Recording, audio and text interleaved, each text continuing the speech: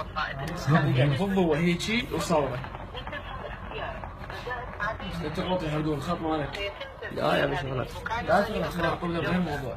يرجى الانتظار حتى يرد عليكم. ما تطلع نفس الصراحة. لا اقول له غير موضوع. أهلا بكم في أسئلة معكم تقبلوا. ألو السلام عليكم يمه. وعليكم السلام ورحمة الله وبركاته. أقول لك أنا في أريد الخدمة هاي مال أسألك شلون أسويها؟ سمعت صورة؟ أي هذا خطك ولا لسه غير خدك؟ أي هذا فيديو أروح لك.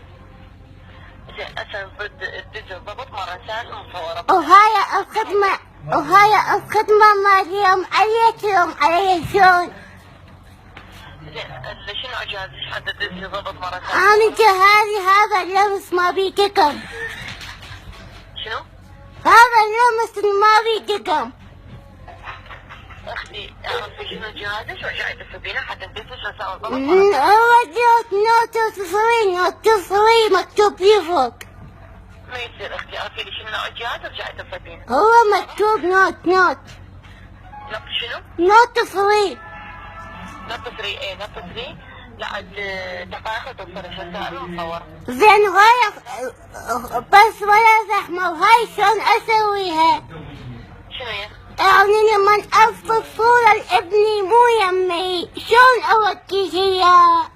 شنو؟ ما أعرف الصورة شلون أوديها لابني؟